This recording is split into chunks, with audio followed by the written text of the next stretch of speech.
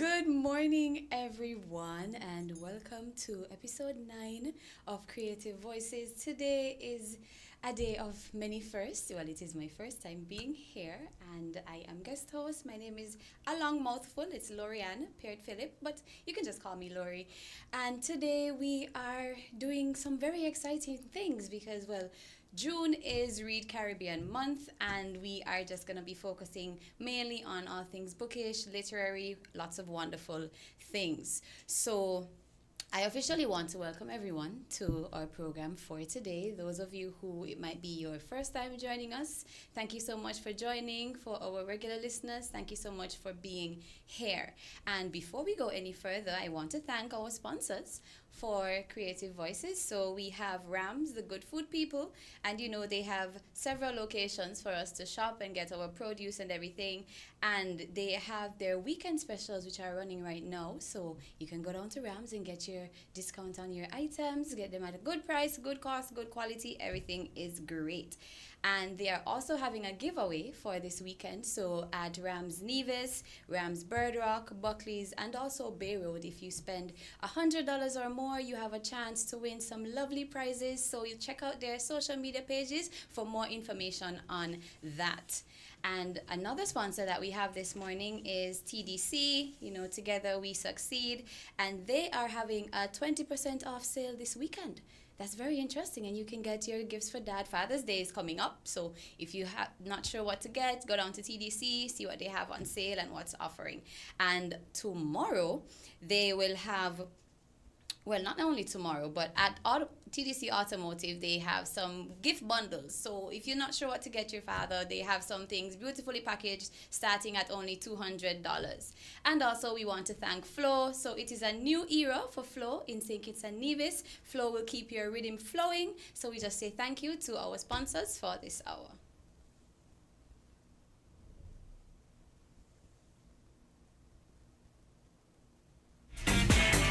Found the sound 99.9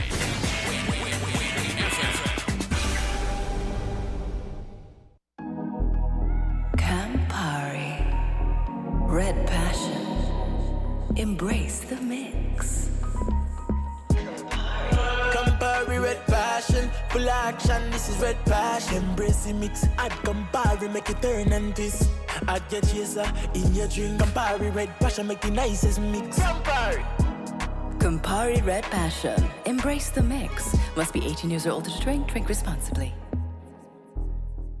Building supplies, electrical supplies, furniture appliances, carpets and tiles. It's the company where you can get it all at TDC, home and building depot. From lawn and garden, the TVs and stereos, all at TDC, home and building depot. Come on down, get what you're looking for. It's all at TDC, home and building depot.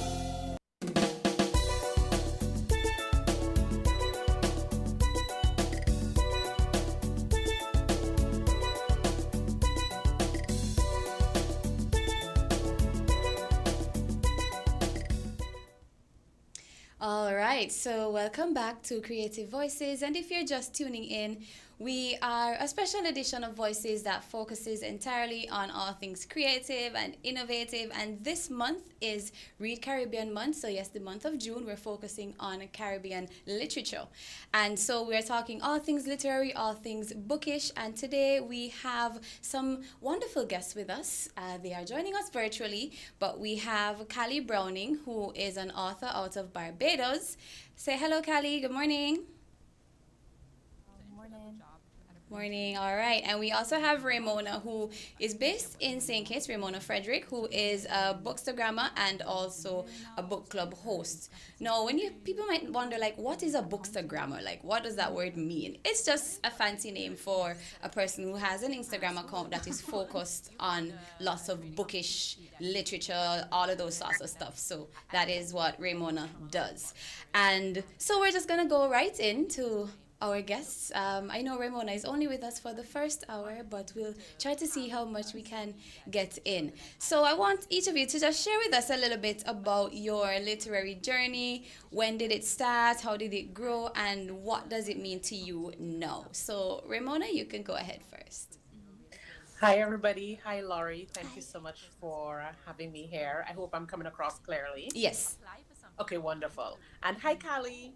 Callie is one of my partners in crime, so great to be on this platform together. Hopefully, don't create much mischief. But when it comes to my journey as a book content creator, it actually started as a child. Not necessarily the content creation, but definitely a love for books. I grew up in a household where I saw my parents reading, I saw my sisters reading. There were always books available. I was the child that asked for books, not dolls. And so it is only natural that here am I as a full-fledged adult, still continuing and expanding my passion for reading, and of course being an advocate for Caribbean literature. Nice. Sounds good. I mean, dolls are quite fine though, but they don't give you a good enough story as a book does. So I can understand. Yes, definitely. The book is always better. Yes, for sure, for sure. Callie? For me, pretty much mirrors a lot of what Ramona said. It's just something that always was. I can't recall a beginning to the journey per se. Like so many of my childhood memories do include books in some way. My mother always talks of these cloth books she used to teach me to read. I remember my father taking me to the library. I remember that going to the library was a weekly thing for me. Or, I was that weirdo that used to like to get my secondary school books early so I could read the late books during the vacation. Yes. I think we're all like that. Yes. Yeah. So for me, and then obviously there's the writing element of it.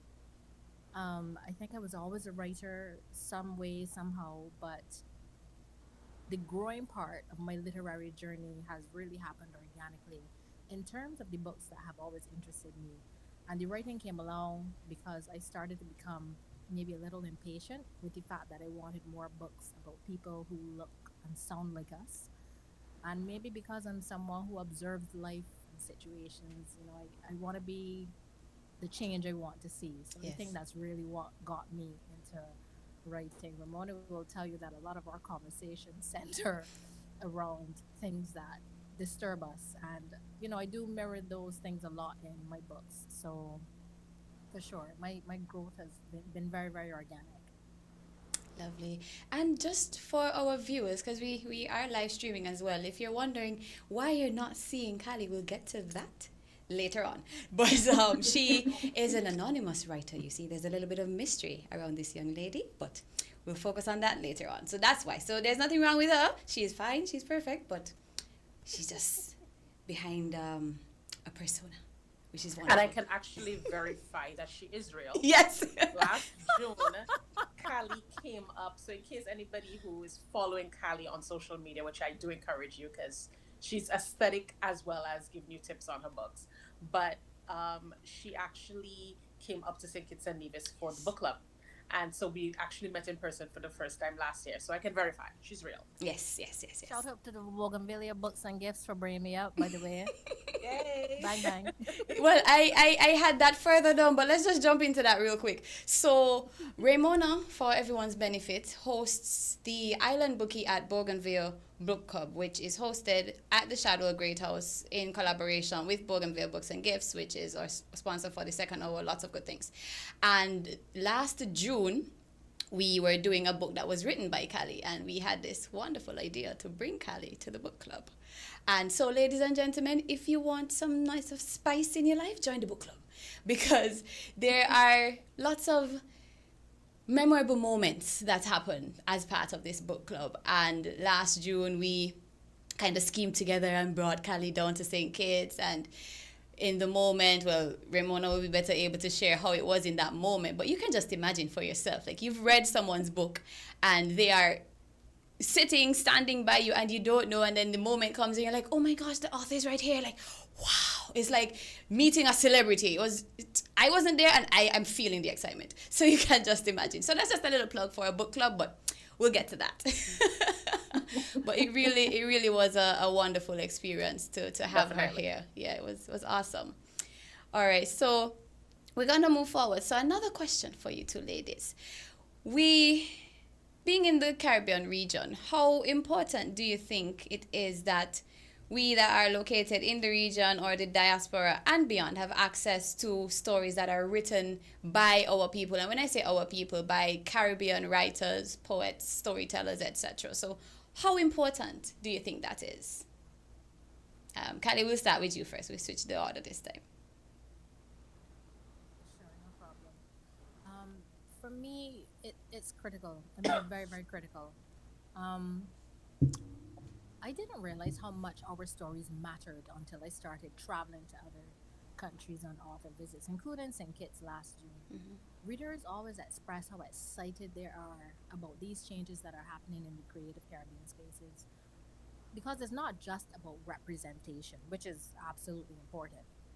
It's also about the power to dream, to Yes. move past the boundaries set on us by people and societies who might be well meaning, but don't realize that there is not just economic viability, but also cultural importance in telling our own stories. And I mean, it's even gotten to the governmental levels too. So many Caribbean countries now have orange economy ministries which focus specifically on the development of the creative arts. That's because they've realized that books, film, music, and everything else can not only generate jobs, but they also are so critical in preserving heritage and making it more accessible. Because I feel like that's one of the things which has always hindered us, the accessibility.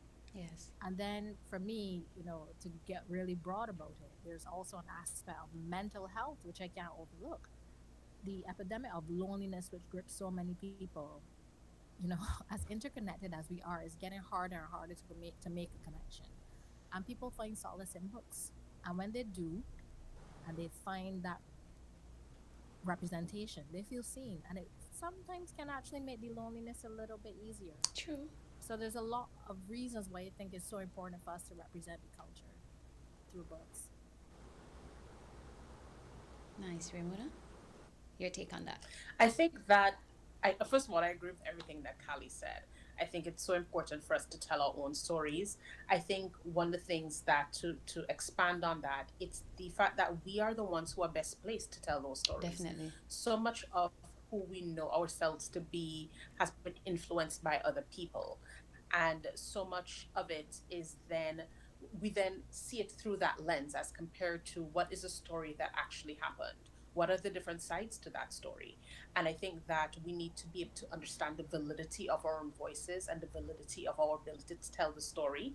Because when we think about the academic system, for example, and this is not limited to St. Kitts and Nevis, I think this is actually everywhere. If you only read the books that the lens through which they tell these stories, your parents, with your families, storytelling is a part of who we are. It's a matter of whether or not we're going to then document that in a book form for the purposes of preserving it and telling our stories. I have come across books from persons who have written about parts of the Caribbean who are actually not from the Caribbean.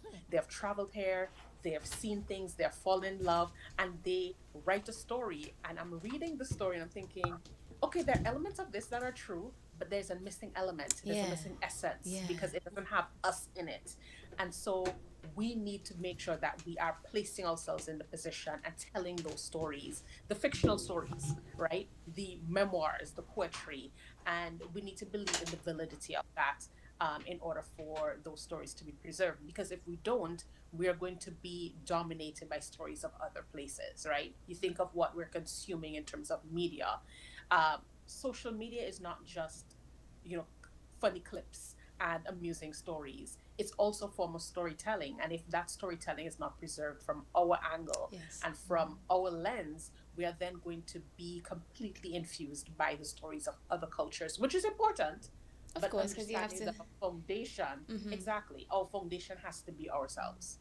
And there's some element of it too, Ramona, of social media basically archives some version of the truth, or at Mm-hmm. least a truth that will at some point be considered to be the only truth. And you have to be very Yes. careful with that.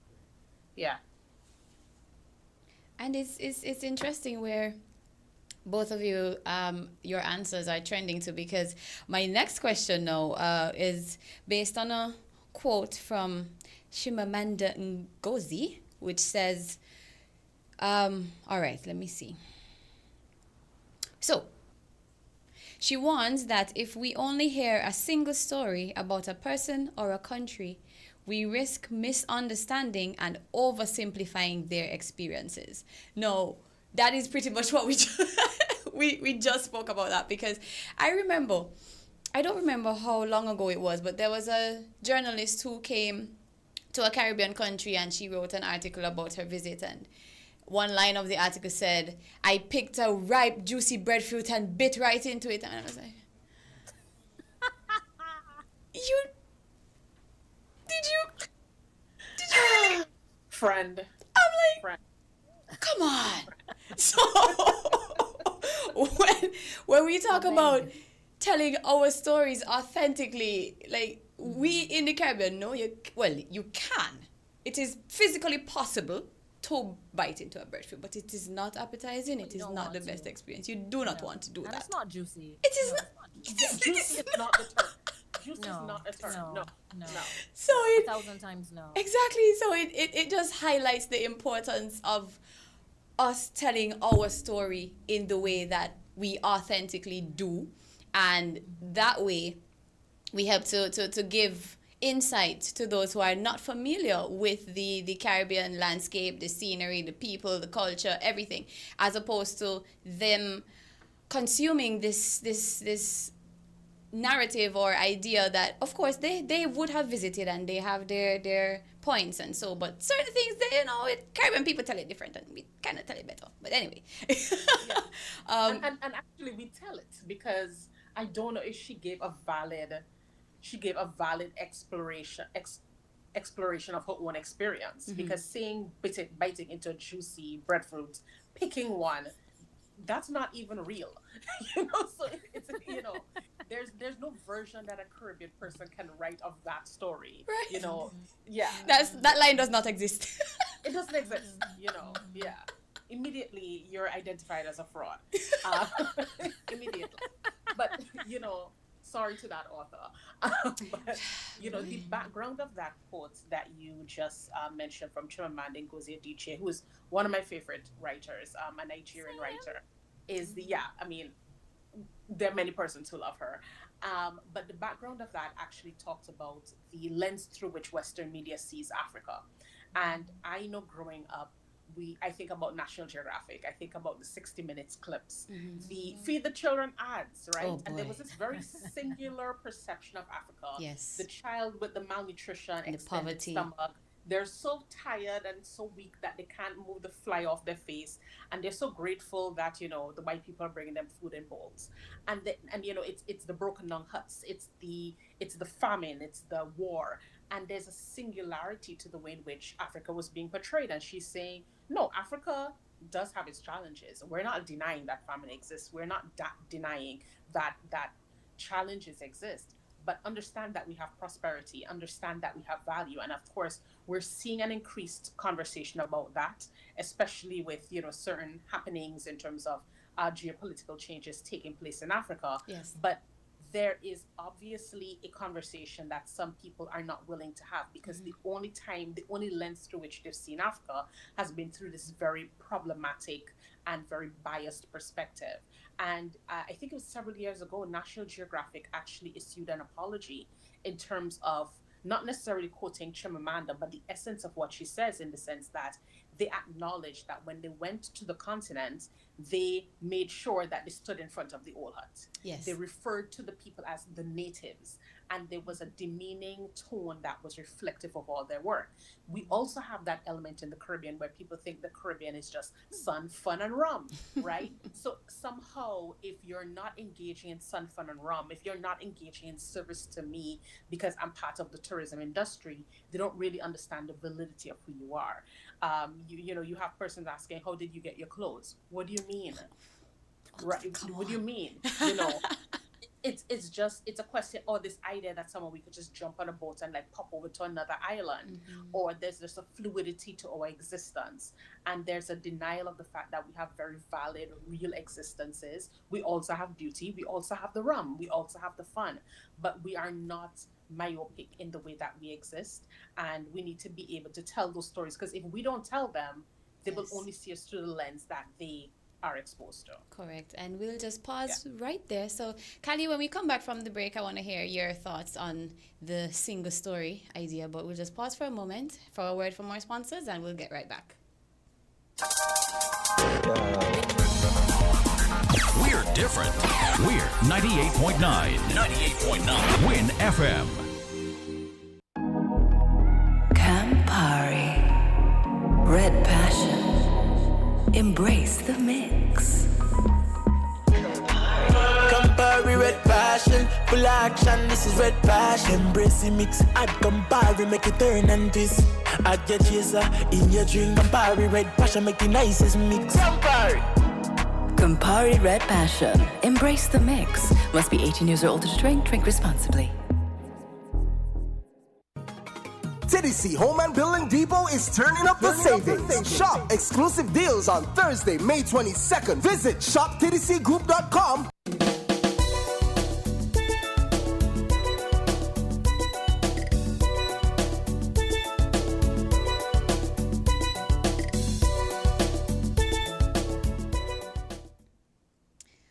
All right, and we are back. So we were speaking about the danger of a single story, of a single narrative that is pushed about a particular place or region. And Kali, what are your thoughts about that in relation to not necessarily just the Caribbean, but since it is Caribbean month, let's see how we can do as our Caribbean people. But what do you think about that?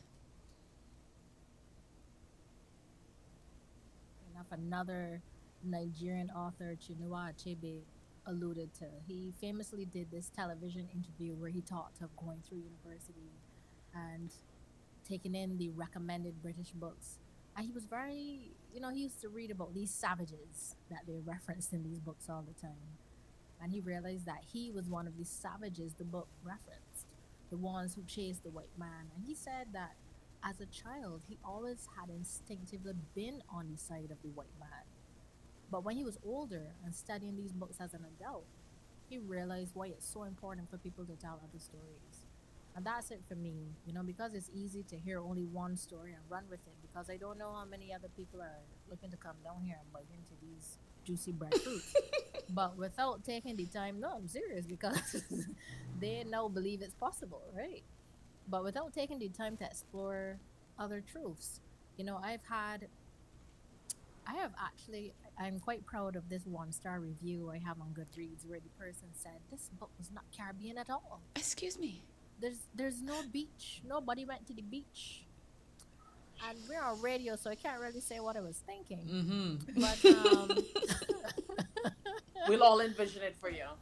Thank you. But I was flummoxed, to say the least, by this notion that unless I send my characters to the beach during the time of independence or during the time when serial killers are ravaging the island, I have not done justice to the region nor to the literary canon by not sending my characters to the beach. Right.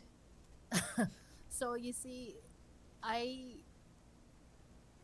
said that to say that there are some people who they love the single story. And no matter how you present it, no matter how authentic you are in being a Barbadian author who has lived here her entire life, who was born here, who writes exclusively about this island, you will still tell me that my story is not good enough to be considered Caribbean for you. Yeah. It's So just... you got to be very careful. Yeah, with a yeah. single story. Definitely. And then another thing too that happens, well, in my experience sometimes too, is that people generally assume that everyone from the Caribbean is on the darker shade of brown. So in terms of your skin tone, like you it is in some people's minds almost impossible to have an Asian Caribbean and a light colored Indian Caribbean. And I'm like, but did you pay attention in history class? because Yeah, people I came from don't. everywhere Yeah, to the Caribbean. That's how we For sure. pretty much started.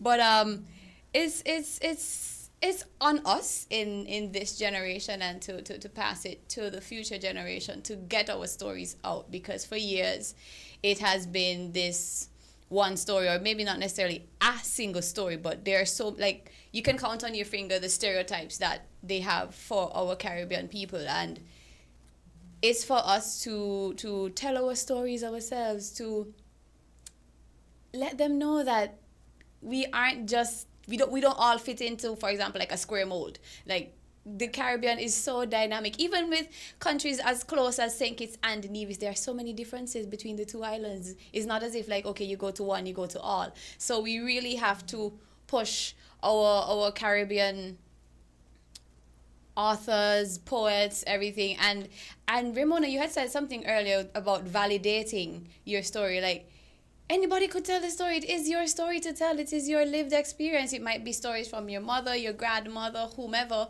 but it's just so important to just get it out there, It get it is. out It there. really is. I think about, it's not just the external criticism or questioning of that validity.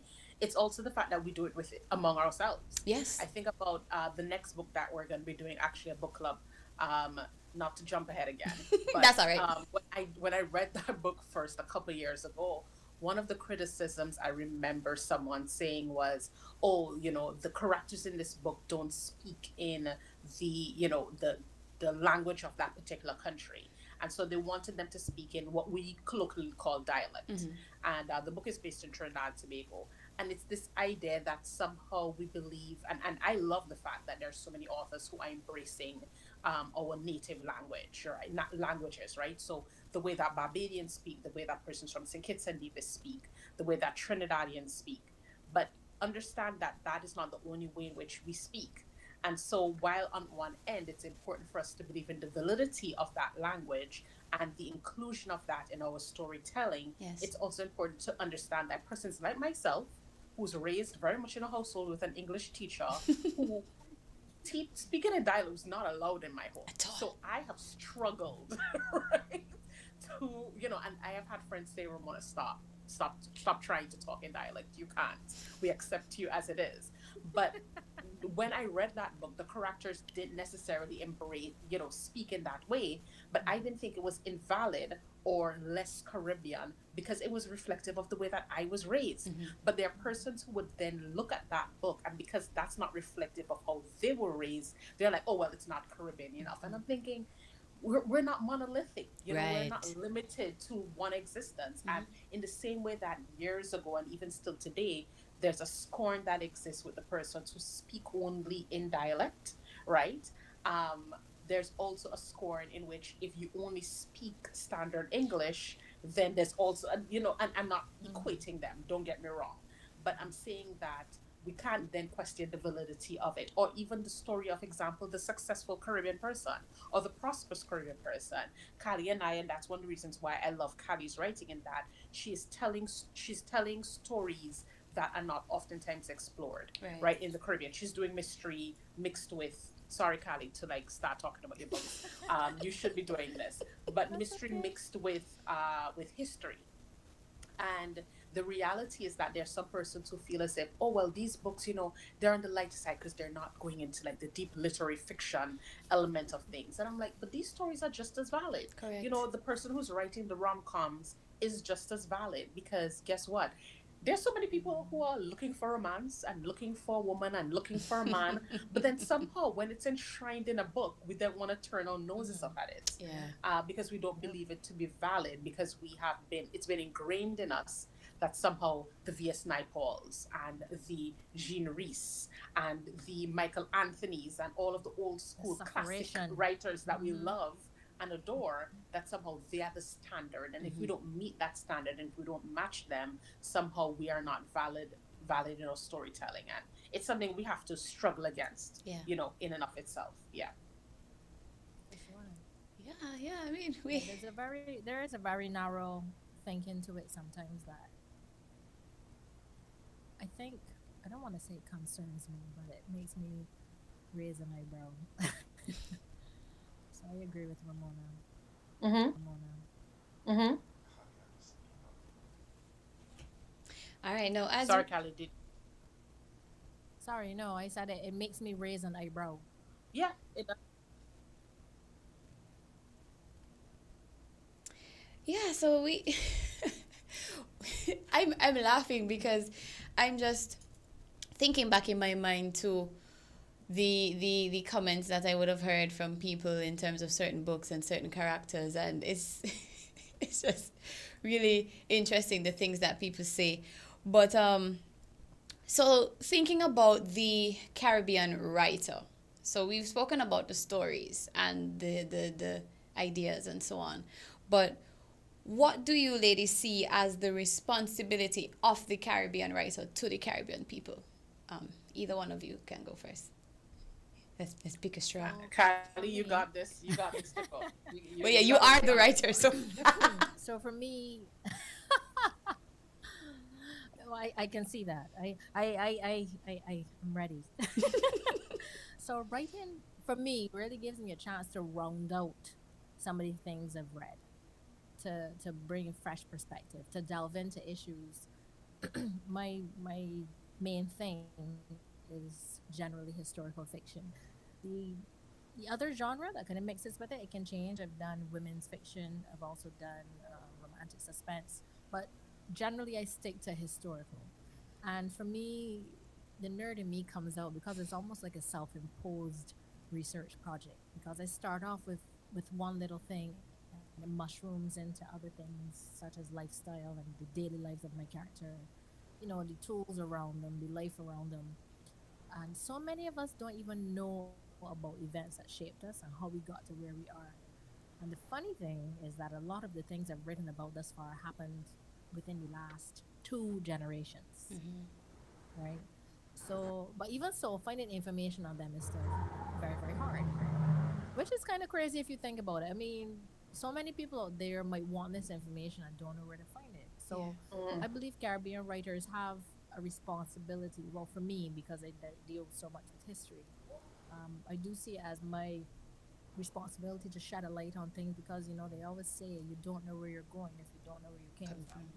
And like I say, it does blow my mind that if I tell people, yeah, this happened, less than 100 years ago, they don't know. They don't know. This is something your grandmother could have told you, and they don't know. So yeah, for me, it's to make sure that stuff is accessible. Stuff is not just in terms of being able to find it easily, because I always pride myself on making sure that my books are distributed as far as they can be. They're available on Amazon and Barnes and Nobles and in libraries. And I'm always, even though I'm not always writing, I'm always agitating to make sure that these things are accessible, right? And that the information is presented in such a way that it's palatable too. And by palatable, I mean, it's not like super academic and feels like hard to digest. So that's what I think the real role of the Caribbean writer is to remind us and to help make some projections as well, and to just make reading fun and easy. Yeah, fully I agree. definitely agree with that. I think accuracy is definitely important. I think writing and storytelling has the ability to heal us. There's a post that one of my favorite Caribbean authors, Celeste Mohammed, um, made sometime last year, and she talked about the origins or Caribbean origins being founded in trauma. And one of the criticisms that persons talk about when it comes to Caribbean writing is that there's a lot of trauma in it, right? There's a lot of references of like maybe abuse or mistreatment and harm from your community as well as your family.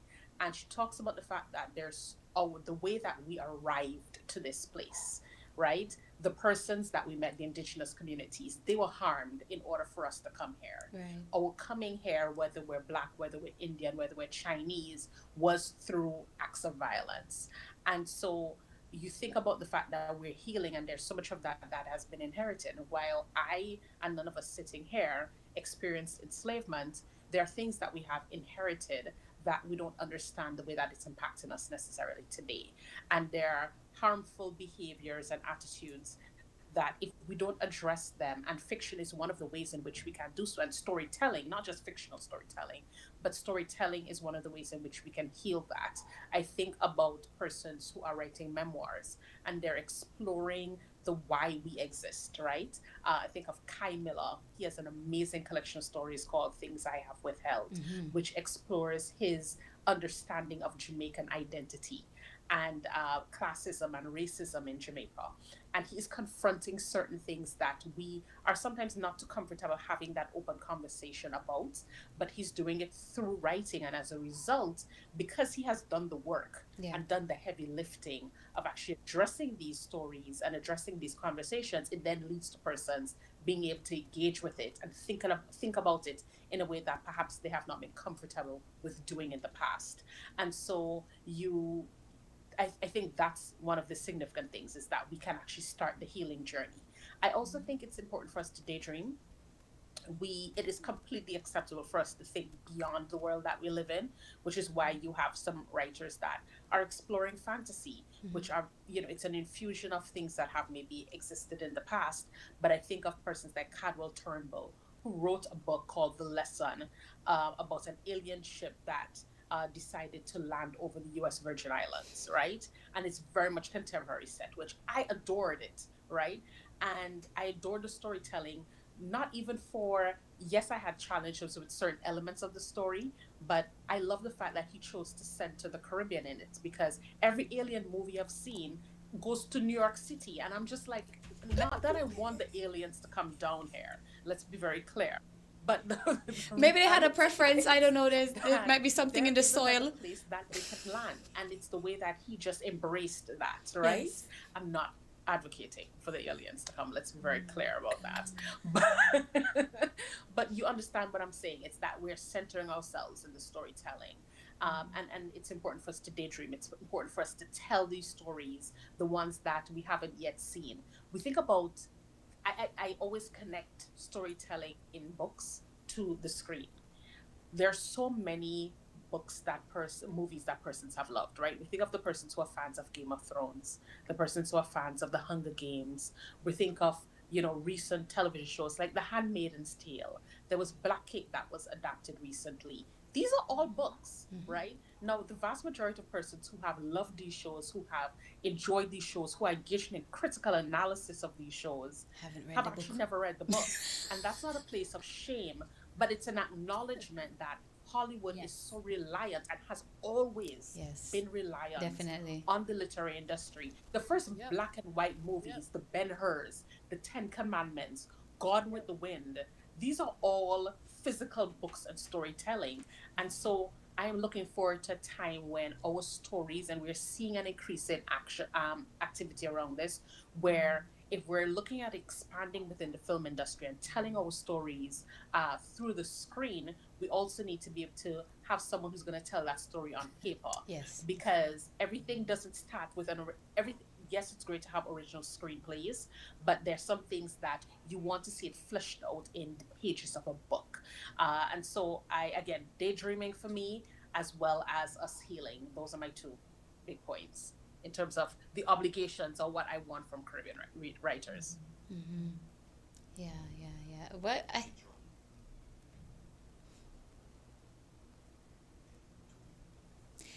All right, so we are going to go for a break shortly, but just to echo the sentiments that you both shared, like, I think when you become a writer, whether it's in poetry or prose or whatever genre you wish to choose, I think you kind of put a burden on yourself.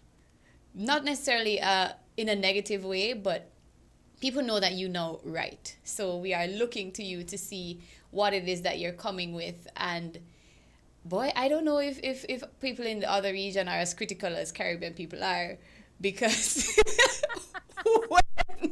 when someone decides to tell a Caribbean story, it's like we put it under a microscope, we go for a fine-tooth comb, we become accent experts and all that stuff. But in becoming a teller of stories, a sharer of experiences, we want some authenticity. So, And especially if you are Caribbean, either born, raised, or you were born outside of the region to Caribbean parents, etc. I think we need the authenticity as well too. So not necessarily to please the masses and say, well, okay, everybody wants romance, so let me just write romance. If romance is your niche, then of course that is fine. You do what your heart wants you to do. But I think that the writers just need to be authentic. And on that note, we'll pause for a word from our sponsors and we'll get right back. Found the sound 99.9 FM. Do you want to know what's happening in sport? Tune in to On the Ball, a weekly talk show which is on winnfm 98.9 every Tuesday from 7 to 9 p.m. with me, your host, Troy Biff Mills. We will keep you on the ball with our variety of guests and, of course, your calls, discussing the facts and the stats and sharing your opinions. Get on the ball and stay on the ball by tuning into On the Ball with Troy Biff Mills on winnfm 98.9 every Tuesday night from 7 to 9 p.m. and also on Facebook and YouTube. Be on the ball.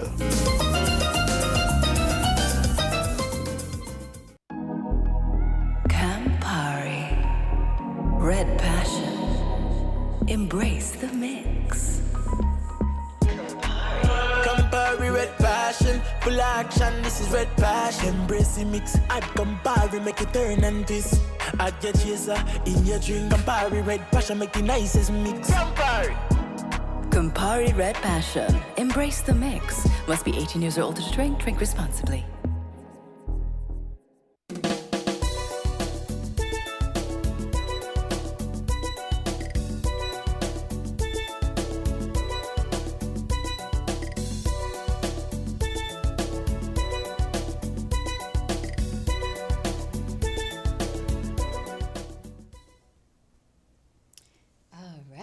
Now, I just want to thank everyone who has been viewing, listening, and I trust that you're enjoying this conversation as much as we are. It being from the Caribbean, I feel like even without anyone physically assigning it to me, like I have a responsibility to make sure that people in the world understand what Caribbean life is like and have an authentic experience of it. I am not a writer. I am just a pretty young lady living life in the Caribbean, in the tropics. But so we're gonna continue with our lovely guests. I know Ramona will have to pop out soon because sadly she has other engagements. You see, when you're an adult, you have responsibilities, and in order to meet those responsibilities, we have to do things that we would rather not do. But such is life. So I want to maximize the time that we will have with you, and also I want to thank you for still coming along on the show, because you could have said, schedule kind of packed and whatever, can't do it. So we appreciate you. Thank you so much. So now going into both of you as creatives. Now, one is a writer, one is an explorer of writing, if I may put it that way. So Ramona, if you could think of something in your creative process that is unusual or that people might find strange or that they might not guess about you, what would that be? What would you say is that unusual thing? We did not like social media. Can you hear me? Yes, hearing you now. Okay, great. I actually didn't like social media that much. I was a person who refused to get a social media page for the longest while, which is why this page was birthed in about 2020. And even then, I still didn't know what I was doing. I was kind of looking for community and looking to find people that also liked books. I figured I was not the only book nerd in this world. So, let's go look for them. So that was, but I actually was not a huge fan, and still I'm not a big social media person, because I know there are persons who have asked me if I'm going to join TikTok, because book talkers is the the TikTok equivalent of what I do. But I haven't, and I'm just, I'm very comfortable with that because I have the bandwidth for one platform and that's it.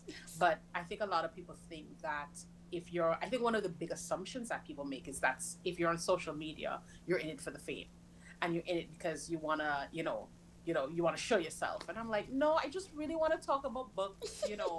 I have conversations with strangers about books, and I know it sounds weird, but literally that is it, and I get great recommendations. I have met amazing people. I met Kali, right? I was inspired to start, the book club, but it's really not about, it's about community building. Yes. I always say that social media has different purposes. I think everybody kind of sees it through the lens of the influencer world, and that's not a bad thing, but they're community builders, and I think that's where I firmly and very comfortably sit. Well, that really is unusual because I would have never guessed. Ladies and gentlemen, at Island Bookie on Instagram. Yeah. Her. It's actually in my bio. I say I'm a reader first, content creator second. That is true. If worst case scenario, I realize I'm short on time, I'm picking the book up first before I'm posting anything. I'll be honest with y'all. Not trying to pretend. Yeah. All right, now Miss Bejan Kali on Instagram. Go right ahead. Probably one thing that I think always surprises people is that I'm not a plotter. I literally sit down and hope for the best every single time I write a book or a story. There is no thinking, there's no, I can probably show you my drafts where I have maybe like 10 stories. It literally just starts with a line. I literally just in my head hear a character say something, I put it down. And I let them guide me. I let them take me where they think I need to go. Eventually, like where they live in terms of the time period, that becomes revealed to me. And if I had any sense, I would really just stick to one time period. But every single time, these characters carry me on these side quests further and further back. And I get to learn something new every time. So there's no... I really am probably one of the worst writers if I had to sit down and really qualify it, truly. You said that the characters carry you. Can you flesh that out for us? Because with us who, if I understand what a writer is that you make the characters and you tell the story, but how is it? Explain that for us, please. How does a character carry you someplace when you are the one writing the book? How does that work? I think readers always think that, and readers are mistaken. Seriously, you will ask any writer, they will tell you. They just tell the story they've been told by the characters. It sounds almost like we need some medication, but what happens is I can't explain it. You just feel this, these characters just exist in your head and they just tell you things. So do you hear the actual voice? Okay, so say if you've written a character who is you don't hear it. Okay, so go ahead. Your imagination just goes on this really wild journey, right? It just goes on this really wild journey where you see these things happening. You're like, "Oh, this is interesting," and you write it down.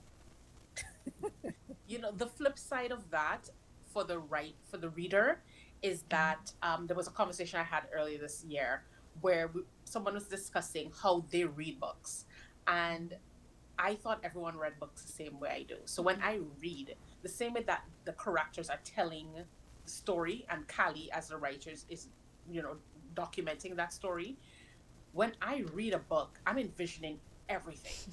Yeah. I am literally in the setting, especially if you have a very immersive writer. And there are apparently people who don't read like that. There are persons who read, and if it says the dog ate the cat, literally it's just the dog ate the cat, and that's it. Whereas for me, I'm like, I want to know what the dog looks like. I am looking at is it big, is whether it small? Is it an orange cat? You know what I mean? Did he eat the tail first, the head, the foot, the paw? Exactly. Yeah. Really interested. Yeah. You know what I mean? And so you literally have it's an imagination thing, and that's one of the things I think once I realized that, I understood one, why everybody can't be writers and why everyone can't be reader. I've never been that person who has judged persons for not reading. I do think that people need to read more, right? I'm trying to work on it, but I understand that the consumption of information is not going to be singular. So for Yeah. me, my consumption of information is very much through reading books, right? So I'm an advocate for consuming information, but I understand that reading is not only the only way to do it, but and if you're not someone who is reading with imagination, where you're envisioning the castles and you're envisioning the battle, right? So that's why when some of us who are big readers, we go to the movies to see the adaptation, we're in our feelings. Because we're like, that's not how it happened in Right? the book. Yeah. It pales in comparison. Yeah. And, You know, and it's 'cause- one of the reasons, yeah, why some people also don't like fiction, because it Yes. requires too much imagination. It requires too much suspension of belief Yeah. and disbelief, Yeah. right? Yeah. So Ramona makes an excellent point about that. There's some people, like for me, a lot of my life is executed in whimsy. Um, the way how I dress, the way how I think, the way how I like decorate things, even the way how I cook, is just very much all about whimsy and imagination, right? So anything that feels too basic and like I've seen it before, it bores me. Yeah. Yeah. So I think because of that, that is why it comes easier to me to just imagine these worlds and to hear these things and to see these things and to just document them. Yeah, definitely. Now we are almost at the end of our first hour. Like, can you believe it? No, we can't. But before we go though, I just have two final questions for you, Ramona. For Kali, we'll get to these for you later on in the show. But Ramona, what would you count as a signal achievement in your life, in your creative side of life, that was special? That like, why? What was it, and what made it so significant for you? So I think more than anything else, bigger than even my, Instagram account, was starting the book club. That to me is like on a pinnacle, right? First and foremost, I started it during a period of time when I was in transition. So it was something that almost became like a saving grace for me, but it was something that was so important and so aligned with what I want, which is again community building and being very impact driven. Yes. And that not only permeates, my, fictional, reading life and my love of books, it's actually, what I do professionally. And so the ability to translate that into a place of joy and to create that safe space for people to come and sit down together and discuss a book and to talk about whether they like this character or not, I think for me is definitely my biggest, accomplishment. And I would not have been, I'm not saying I would have never done it, but I think that being a part of the book community, being aware of contemporary Caribbean writers. I mean, earlier when at the beginning of this, I think actually beginning of this week, I did a post where I talked about the fact that Read Caribbean is celebrating 7 years. And I take this moment to shout out the founder of Read Caribbean Yes. on Instagram, Cindy Alman, Book of Sins, who is, not only a dear friend, but she's also someone who is advocating and platforming Caribbean writers globally. And so if it wasn't for, Read Caribbean, she started 7 years ago. And I said, I would love to say that I've been reading Caribbean fiction for the last 7 years. And although I have this amazing childhood memory and teenage memory of reading Caribbean books, because I was definitely the person who's reading all my books before school started. Yes. Yeah. And I was reading my mother's books that she had to teach. Newspapers, everything. Exactly. There was this drop off where I didn't know and I was not aware of other Caribbean writers. And so when I joined Instagram, 5 years ago, almost 5 years in 2020, and started creating this content, I then became aware of all of these contemporary publications and I've just been eating it up. When I think of what my collection looked like, I had like 3 books and felt so proud. Now I'm kind of heading on probably close to like 50 plus all Caribbean books that, that I have collected over the years. And that is, I think, the ability to fuel the, the formation of that book club. And I wouldn't have done it without this platform. So I'm blessed for that. Yes. Yeah. Yes. And thank you to Bougainvillea for being an amazing partner. I think when I came to Sarah, I probably was a little too bug-eyed and a little too happy. And she was like, I don't know. I mean, I've known you for a while, Ramona, but I don't know. But she, had faith in me. And, shout out to Sarah for sure. Yeah, definitely. And book club has been going strong. I mean, we did an entire year already. Yes, and we have. Yes, we have. Congratulations, It's a y'all. lot.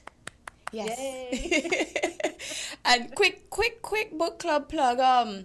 Even though Bougainvillea is the sponsor for our second hour, which we are rolling into just now, on the 26th of July, under the beautiful banyan tree, is at the Shadwell Great House. The book is on the screen. We'll be reading The God of Good Looks, written by Brianne McIver from Trinidad and Tobago. So we have copies available at Bougainvillea Books and Gifts. That's you can get your copy, read up, you have a month. And so, Ramona, before you go, what word of advice would you have for our listeners and viewers who are aspiring to either write or to just dive into any field of creativity? I think, first of all, do it. Don't overthink it. If you're trying to, I think one of the biggest hindrances that we have, and this is not just for creatives, this is life on a whole, we look at people who have already accomplished, and we look at people who are shining, the light is shining on them in this moment, and we don't know what it took to get to that place of light. And so don't focus, while you have the ability to appreciate persons where they are on that pedestal, understand that there's been a journey to that, and it's time for you to start your own journey. So release the need to be perfect, release the need to get it right every single time. There's always tomorrow. Figure it out. I told my goddaughter this. I said, make the decisions make sure the decisions you make are not going to harm you in the future, but don't necessarily try to be perfect. And I think that if you're a creative, definitely, accept that and get on board. And something you said earlier, Laurie, where you said you're not a writer, but I'm like, you are a storyteller, actually, because I follow your page and you tell a story, and it's so important, and you don't realize the work that you're aware of it, but again, gotta toot my own horn.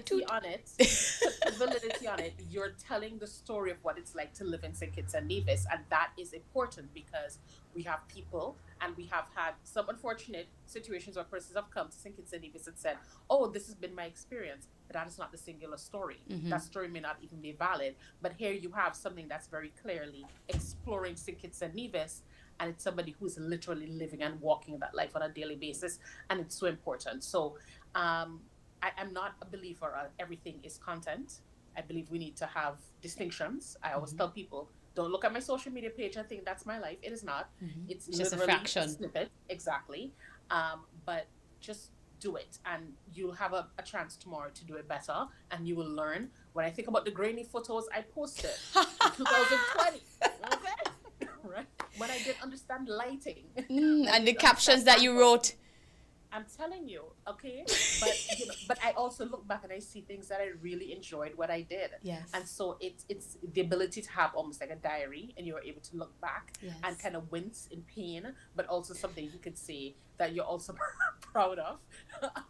So just do it. And if it's aspiring to be a writer, follow writers like Callie Browning. Callie has, Callie, you're probably going to talk about this, but Callie has courses that she teaches from time to time. You also have a lot of writers who share a lot of information. Do your research. Writing is not just an art, it's also a science. And you have to not only read, but you also have to research how to write and to figure out what your voice is and what your style is. Make sure you get a good editor. The one way to lose me as a reader is when you see poor editing, right? And I'm not gonna police everyone and like one or two errors, but like sometimes you see people, and there's a lot of self-publishing opportunities out there right now, and that's amazing because it increases the number of opportunities we have for storytelling. But it means that sometimes persons don't go through a vetting process that ensures that what comes out in final form is really something that is, tight and right. And so that's gonna be my encouragement. But just don't think too much about it. Just do it. Just do it. Grainy photos can be deleted. Yeah, that's true. And you know what, never be afraid to ask for help. Like, that's I know true. for me, as I say all the time, Ramona will tell you that I always say you have to network, you have to be kind to people, and you never know who is going to just come out of the blue and say, you know what, they can give you advice or they can make a connection Yep. for you. Yeah, definitely. Like right now, I actually, I actually have there's someone who said to me they wanted to help me with my content and stuff, and the last few photos I posted were fire because this person has Hey. such a They really were. good eye. They Yeah, were. this person has a really good eye, and they've just been, so interested in helping me along with my journey. So you never know, you know, granny photos aside, Ramona, I still think you did an amazing job because what really Thank mattered you. was the voice that you brought to the community, which was Yes. different, and the intention and the purity of purpose. So Mm. I'll take your granny photos any day, girl. Oh, you have my feelings. I'm in my feelings. Oh my Somebody get a gosh. napkin. But something that Callie said about, reaching out to people. I remember a conversation Callie and I had, and she talks about investing in what you want. And you need to invest in going to Hmm. spaces that you will also find similar. So Yep, whether that it will doesn't, fuel. Yep. whether it's a book club, whether it's, joining Instagram or following book content creators, but also going to book festivals, right? There are so many Hmm. book festivals that are taking place. You have Bocas in Trinidad Tobago. You have Calabash every 2 years in Jamaica. There's Book Ferry Festival that's actually happening in, I believe, mid July. I'll be there, so come and see Callie's gonna be me. there. You'll be surprised how it's amazing to be in the presence of fellow writers. And one of the beautiful things about being in the Caribbean literary landscape is you have the ability to engage with writers. Like, I'm not saying they're always going to be accessible to you, but when I tell you I met uh, Olive Senior, the Hmm. writer of one of, like, there are so many people who have read her work, Summer Lightning, right?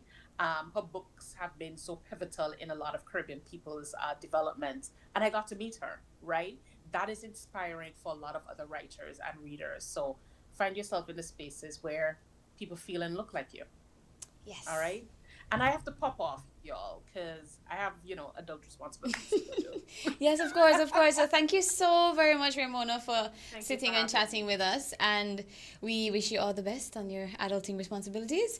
And at this time, we'll just pause for a quick commercial break, a word from our sponsors, and we'll get right back with Callie. Thank you. We're different. We're 98.9. 98.9. Win FM. This Father's Day weekend at Builders Paradise, we've got big deals for dad and low prices for all. Yes, we've got a massive 25% off store-wide on all discountable items. Yes, 25% off Builders Paradise, already low everyday prices. From power tools to paint, lumber to lighting and more. It's all at Builders Paradise, and it's all on sale. Show dad some love for the gear he wants at everyday low prices you love. But don't wait. The sale runs for 3 days only. Thursday, June 12th, Friday, June 13th, and Saturday, June 14th. Father's Day weekend only at Builders Paradise, where big deals for dad and everyday low prices for all come together. Happy Father's Day from Builders Paradise. Welcome to Bougainvillea Books and Gifts, where every visit is a journey through time and imagination. Step into a world of literary wonders at our boutique bookstore, where every book tells a story and every corner holds a treasure waiting to be discovered. Immerse yourself in the enchanting aromas of our scented candles, perfect for creating a cozy atmosphere in any space. Explore our exquisite handcrafted jewelry. Whether you're searching for the perfect gift for that special someone or simply indulging in a little self-care, Bougainvillea Books and Gifts has something for everyone.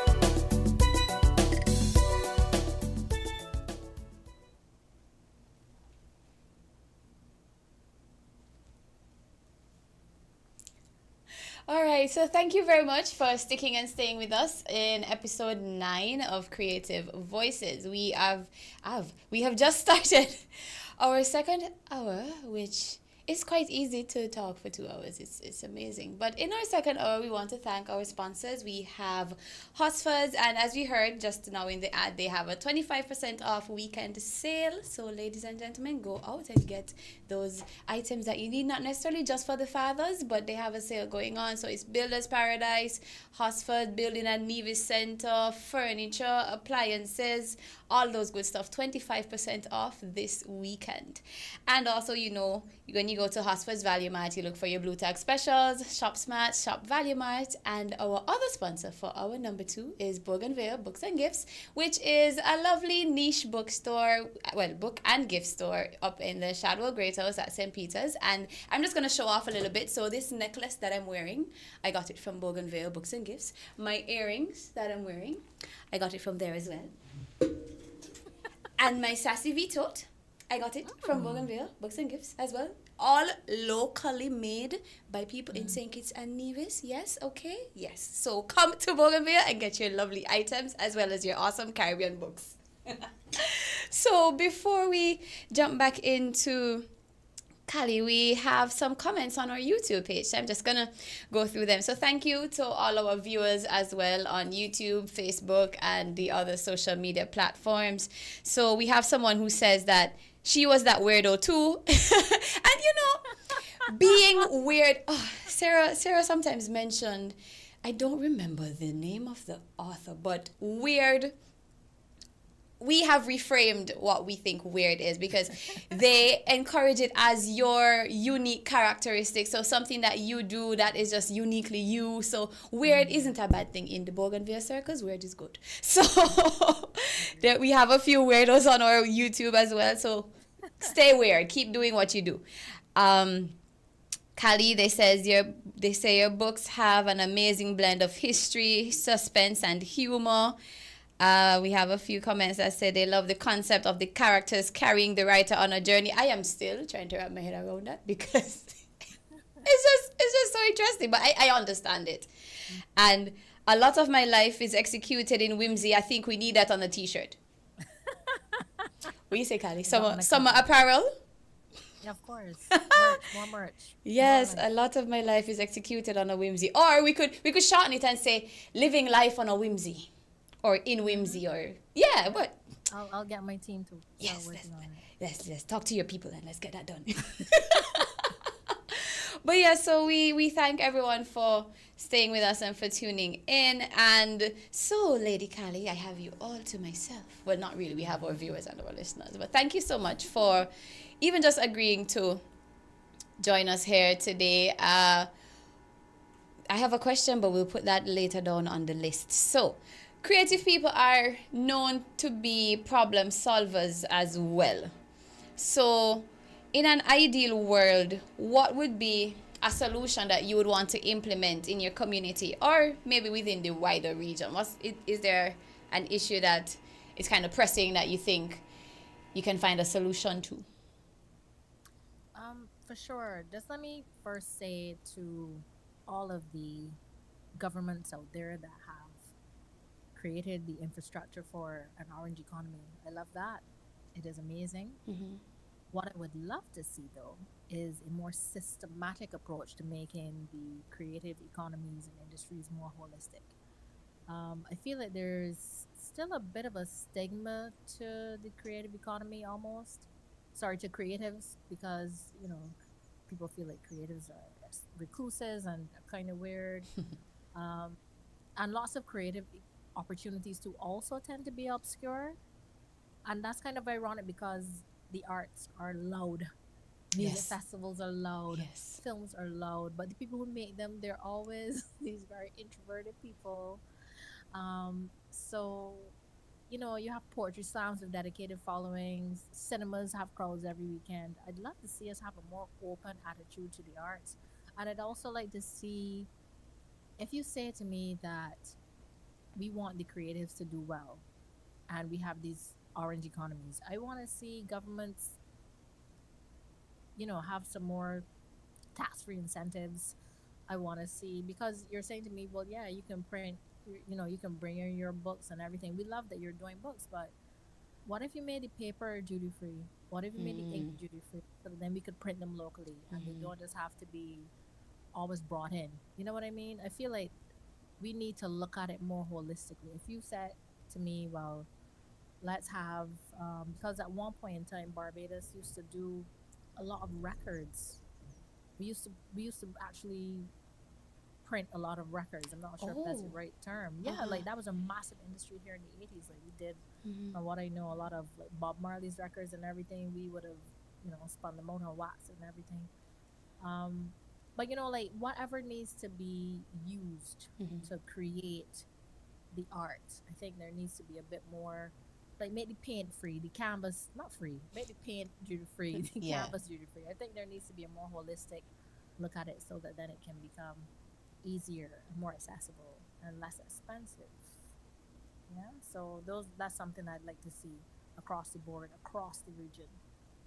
And then too, even though, in addition to it being less expensive and easier to access, you are also allowing the local persons to gain as well. So your local printery will get more business, your Exactly. local designers will get more business, as opposed to having to do something online and get it printed and wait how many Exactly. weeks and so on. So Yep. yeah. It is a, I would, it's not domino effect, but like a cycle then. Yeah. Let's put it that way. Yes, So exactly. yeah, You need so to make it, because then also to the barriers to entry would be lower, because then you have correct. things that are less expensive. So you're saying to me, instead of needing $2,000 to start my business, I might only need 500.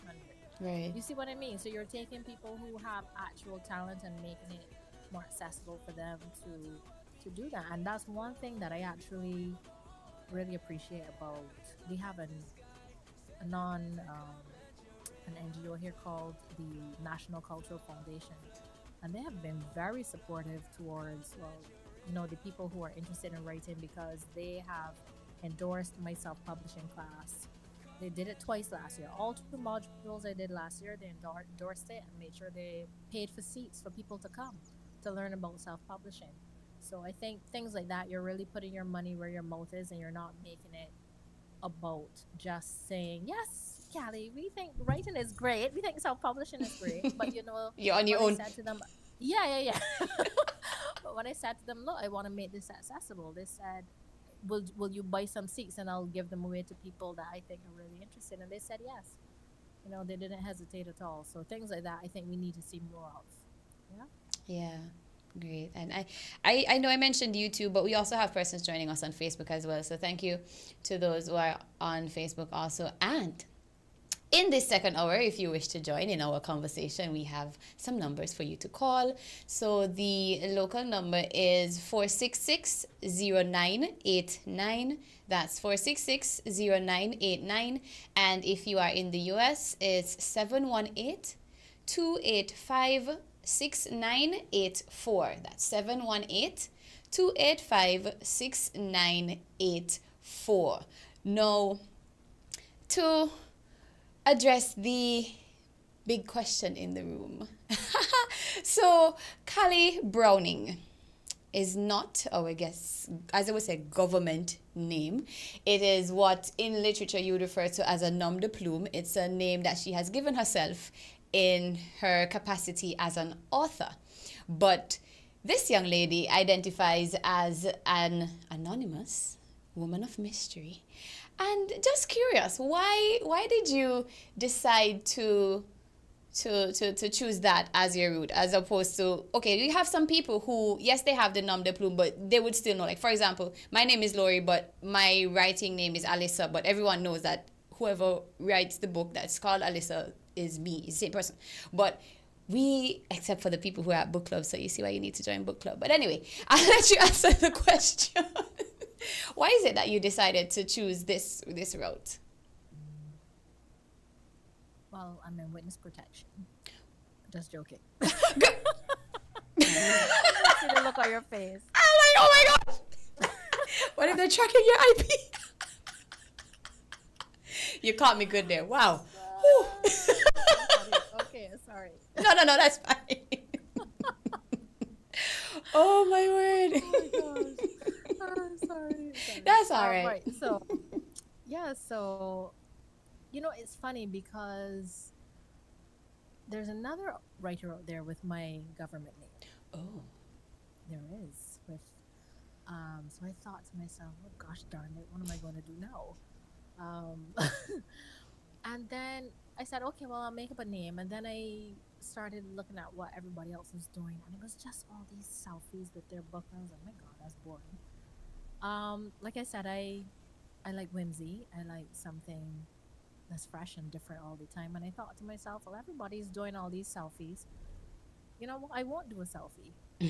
I'll do the exact opposite. Because I did allude to that earlier, where I don't like monotony. So that's literally it. I know people think there's always some really massive mystery around it. There have been people who have come up to me, like for example at Book Fairy last year, a lady said to me, my God, I thought you were deformed. She said, I thought you were deformed. I thought that's why you never showed yourself. And then there's some people who think that maybe like a paraplegic or something, and I'm ashamed of it. No, I walk and I run, and very fit and healthy. Yeah. You see, if you scroll down, you see that I do cartwheels on my page. I hang upside down with my book on my page. So I'm obviously also fairly flexible. But yeah, I just want to do something different. And I just thought to myself, this is something different to do. Roland Watson Grant actually said to me last year, for the time he shook my hand, he said, I can see you, you're a genius. He said, I can see what you're about. So, yeah, there's no real big mystery behind it. Really. Okay. I just want to be different. And different is good. Different is great. So on that note, we'll just pause for a word from our sponsors, and then we'll jump right back into the conversation. Found the sound 98.9 winnfm.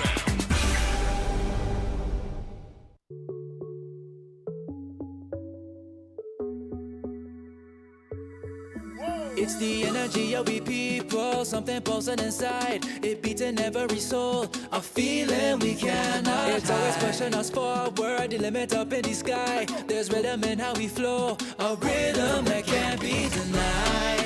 It's in the feeling in how we talk.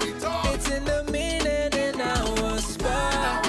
It is the thing that sets us apart, who we are. Cause the rhythm of life keeps bumping.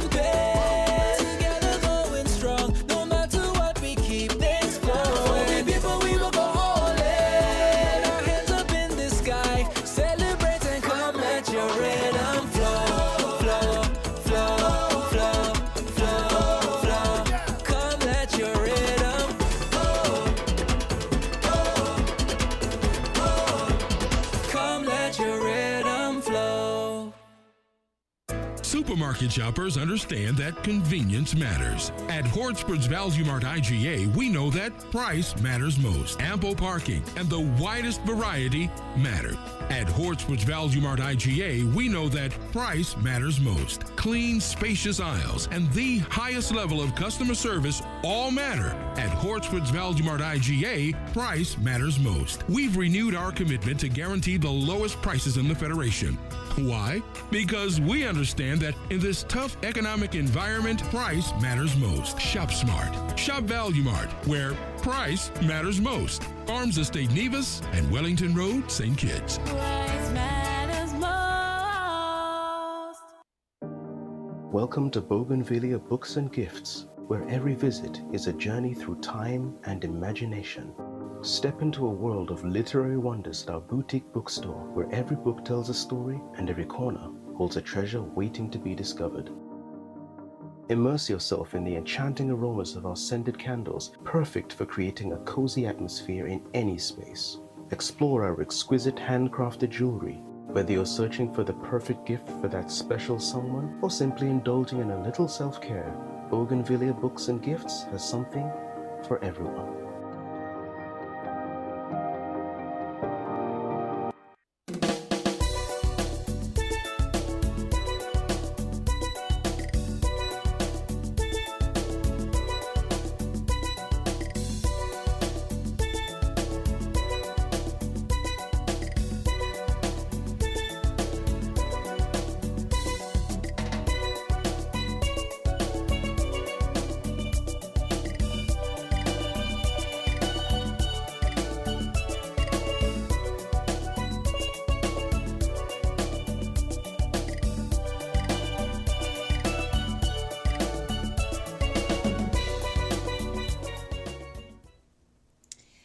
right, everybody, welcome back. It is almost 11:30. Like, where has the time gone? They say time flies when you're having fun, and we have been having lots of fun here.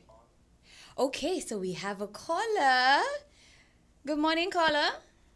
Hi, good morning. How are you? Doing well. Good. Thank you for a wonderful conversation. This is Sarah calling Yes, in. I I am recognize really the voice. enjoying it. I have a question for Callie. As I was listening to, that, and I found it really fascinating that people actually wondered if you had some type of deformity or disability or something. That's something that never ever crossed my mind. I was intrigued as to what you may look like or why you kept your identity anonymous. But I was wondering if you've experienced any sort of negative effects of that decision, in that, very often with, big publishing companies, when they, send their writers on book tours and they do all of these appearances to promote the book and that type of thing, in my experience of your writing and your work, it has spoken for itself, and certainly at Bougainville it's very popular among our readers. But I wondered if there were any sort of marketing opportunities that you have experienced, or you felt that you might have missed a bit because of the decision to remain anonymous. It's just something that popped into my mind as I listened to the conversation. So I listen off here. Sure. Well, to be honest with you, yes. Initially, when I first started out, I wasn't sure. Well, firstly, a couple of things. One, I think my work got much more popular than I thought it ever would. So I think navigating that at first was A bit overwhelming, maybe?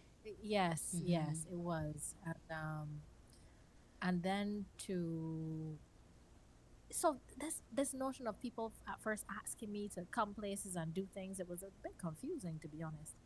And then eventually, when I think my reality caught up with me, and I realized, okay, people actually are reading these books and people actually do want to meet me. Yeah, I really did. It became something that I eventually said, well, you know what, I don't mind doing it. So, as you guys know, like you said, you did mention earlier that I came to the book club last year. I did go to book fairy. Before I go to meetings, I'm actually going to Europe in a few weeks to do some conferences. I'm going to book fairy again in Jamaica in July, and to do some workshops and sit on some panels. So yeah, it hasn't hindered me recently, but when I first started, like I said, when I was first trying to wrap my mind around it did. I did say no to a few things, to a few festivals and that type of thing. So yes. Okay, I have a little mischievous question. So in your workshop, are you gonna like wear a disguise, or you gonna show up as yourself? No, people actually have to look at me in real life. Yeah. Okay. Yeah. All right, so I'll just repeat the numbers if we have any other persons who are interested in calling. So if you're here on St. Kitts Nevis, it's 466-0989. That's 466-0989. And in the US, it's 718-285-6984. 718-285-6984. Now, Lady Callie, Ramona mentioned your writer's course. What inspired you to start doing that? And can you share some more information, if it's like something that is a regular occurrence? Can people join online? Is it just in Barbados? Tell us some more about that. Yeah, for sure. Actually, it's called the Blueprint Self-Publishing course, and it is actually the only course of its kind, because it goes straight through from the beginning root of writing the story, which is the actual motivation. I find some people struggle with that part. They think about wanting to express themselves creatively, but they don't always know where to start. You can have the passion and desire to write a book, but sometimes they don't know where to start. And I go through the craft, I go through packaging the book, I show them how to market it, I show them how to launch it. So it's the only course of its kinds that deal with self-publishing in such a holistic way. I also talk about tools you can use, such as even like things like Grammarly, just to edit your book. Because I mean, not saying that Grammarly is going to do a great job, but the more you look at it, the more fatigued your eyes get. Yes, you The might miss more a you few let things things. slip through. Yeah. So I always say it's good to maybe like run it through Grammarly, like for the first round, and they will pick up at least a couple of errors that you don't have to hurt your brain to look for. Obviously, you know, there's nothing like the human eye, so you still have to go over it for clarity and purpose and those kinds of things afterwards. But so yeah, there's lots that I go through. I did two versions of it last year, which was the beginner and the more advanced one where I went into things like website and more detailed marketing. This year, I'm doing another module in October. So that one will soon be open. I'm going to be putting up the links on my page very soon. And I'm also looking potentially to do a retreat here in Barbados. That one, the one in October will be online. So the first one I had maybe like 23 people come. Nice. Yeah, they were, like I said, the NCF did buy 10 seats. So 10 of them were Bajans. And the rest were from other islands or people from the diaspora. There were like two people from France. International. Yeah. So yeah, some people from the States and Canada and Caribbean, and then two people from France. So yeah, so that first one did go really well. The second one also went well, and then I also had a free like planning course in January. So that one was completely free. You could have come to that, and it would have helped you like plan what you're going to do for the year. Because planning is very important as a writer. I don't think, especially if you're self-published, I don't think people realize how much admin goes into this job. Really Oh, and yeah. truly, some people say you should do like a 33% kind of split where you spend 33% of the time writing, 33% marketing, and the other 33 doing admin. But somehow I can't seem to get there. I actually maybe do. I do a lot less writing than I do admin. Let me put it that way. But the reason why I started this course was just because I've realized so many people have come to me and said, "How have you been able to do what you've done?" Like even Joanne Hillhouse from Antigua. Everybody Oh. who has read a book Yes. knows Miss Joanne Hillhouse. Yes. And she asked me to do a blog post for her website. By the way, check out her website; it's really really good. And she did say in her opening remarks, she was like, "I don't know how Callie does it. How does Callie stay private and still do so well as an author? It makes no sense.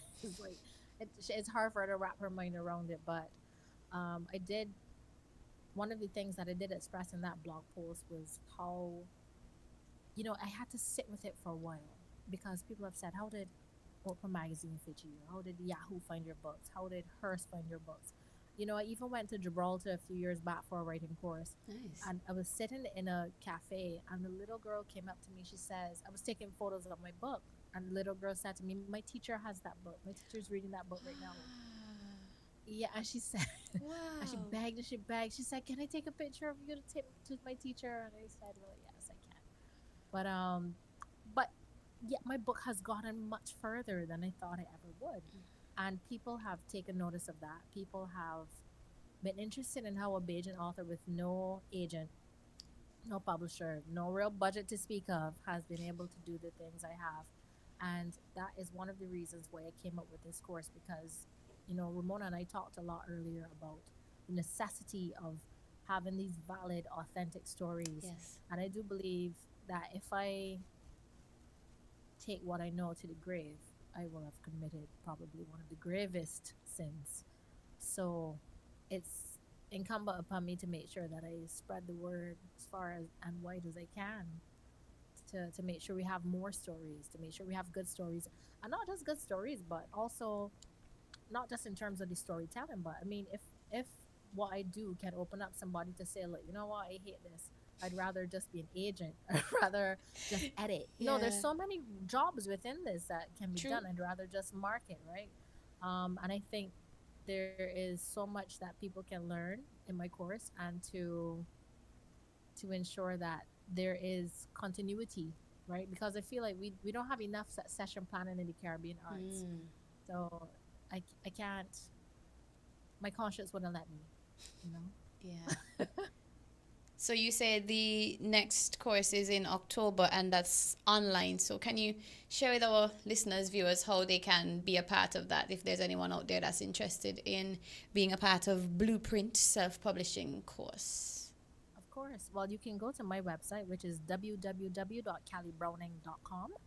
And I have a page there specifically for self-publishing. If you go, you can sign up for my newsletter. My newsletter has free tips. Like one of the last things I shared was actually during tax season, where I reminded people that since you did my Blueprint self-publishing course last year, don't forget that that is tax deductible because it is training. Because self-publishing is a business and you have to treat it as such, and it is training, so it is tax deductible. Nice. Well, So that's good to know. different tips like that I try to, so I look at self-publishing holistically, and I believe it's important, like I said, to keep sharing the information. So yeah, you have your receipts, so file for it and make sure it's tax deductible. Very good. Good to know. So yes, if there is anyone out there who has a book or some literary work in their mind and in their heart and in their spirit, Callie can help you to publish it. And you've heard and seen how far her book has gotten. So if she has done this, you're in good hands. So if there's anyone out there who is interested in publishing and just getting more information on the whole business side of literature, specifically with Caribbean literature and so on, and who knows, you could even be a book agent for somebody, you could be an editor for somebody. There's so much that can come out of the literature, not just necessarily only being a writer. So there's lots more to do. Yeah, and because, so like I said, there's so much you have to consider as part of it. yes. Yeah, so the writer's course is definitely one of your big achievements, but is there anything else that was is very significant along this Callie Browning journey that has a special place in your heart, that wow moment that just sticks with you forever? Is there anything else that you have achieved that has just been really great for you? You know what? Funny enough, is the little things that I think will always stay with me. I can think of three things in particular. Oddly enough, Ramona was one of them. Ramona said to me in 2023 when I did the launch for The Secrets of Cat Spraddle Village, I had launched a limited edition book box. And I said, well, I only have, I think I had like 40 boxes. And I said, well, these are limited edition book boxes. These are going out with, like, they had the book. It was a custom book box. If you look on my page, you will see one of the last posts I did has a book box, like in a boat by the beach, and I'm walking past in a hat. So, because that's my copy. There are no more book boxes. And they're all autographed. We have some at the shop. Yeah, exactly. You can get them from St. Kitts, from St. Kitts and Nevis, from the Bougainvillea bookstore. So, they're autographed. They have in key rings. They have in like tea to sip. They have in like limited edition stuff just specifically for this book box. And Ramona had messaged me. I think that was one of our first interactions, really. And she said to me, I really want one of these book boxes. Do you have more left? I said, yeah, I got her address and everything. I said, I'll ship it to you. And she said, I've always wanted a book box.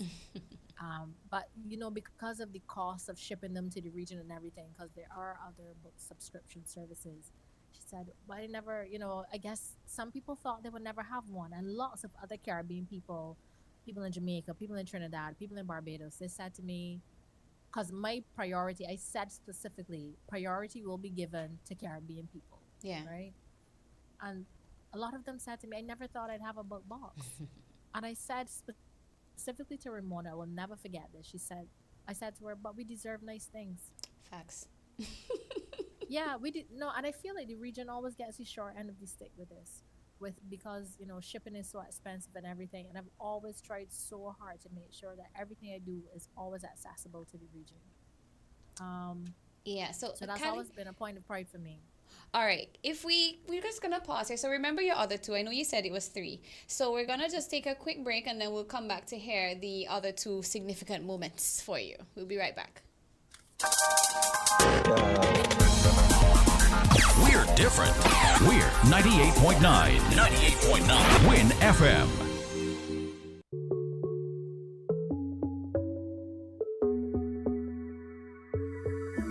It's the energy of we people, something pulsing inside. It beating every soul, a feeling we cannot It's always pushing us forward, the limit up in the sky. There's rhythm in how we flow, a rhythm that can't be denied. It's in the feeling in how we talk.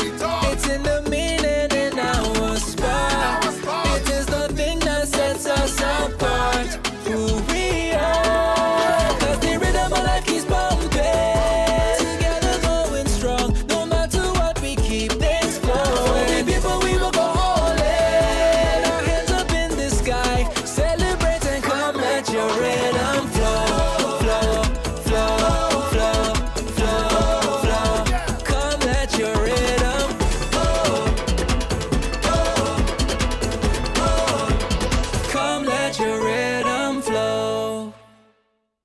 Ready to save while you build? Now you can at Builders Paradise. Yes, shoppers, build up your Value Club points at Builders Paradise. That's right, Value Club members and shoppers, your favorite frequent buyer club is now available at the home of hardware and more. Whether you're laying tiles, painting walls, replacing doors, upgrading windows, or fixing up your home, every purchase at Builders Paradise now earns you Value Club points. Enjoy exclusive benefits like discounts on thousands of items, special savings for seniors, instant deals, quarterly rebates, plus an extra up to 2% off every quarter. Shop more, save more, earn more, only at Builders Paradise. Don't miss out. Start building your rewards today with Value Club at Builders Paradise, because every bolt, board, and brush brings you closer to bigger, better savings. Terms and conditions apply. Welcome to Bougainvillea Books and Gifts, where every visit is a journey through time and imagination. Step into a world of literary wonders at our boutique bookstore, where every book tells a story and every corner holds a treasure waiting to be discovered.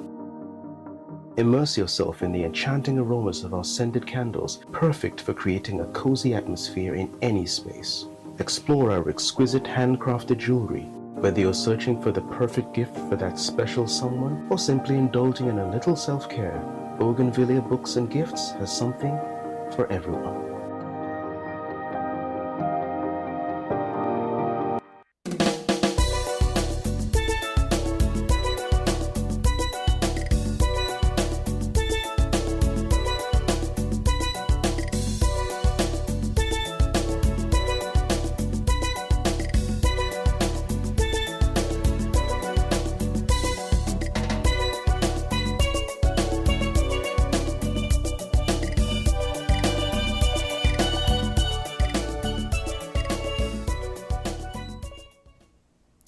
And we are back. Can you believe we are in the last 15 minutes of this program? This is amazing. It has been a wonderful morning so far, talking about all these lovely, literary, bookish, wonderful. It's amazing being Caribbean, you know. It's just absolutely amazing. But yeah, so Callie, we're gonna pick back up on your significant achievements. You mentioned the book box and the interaction with Ramona as one, so I'll allow you to continue. Yeah, for sure. And then another one was being featured as a quiz question on Jamaican TV. So they had School challenge quiz show.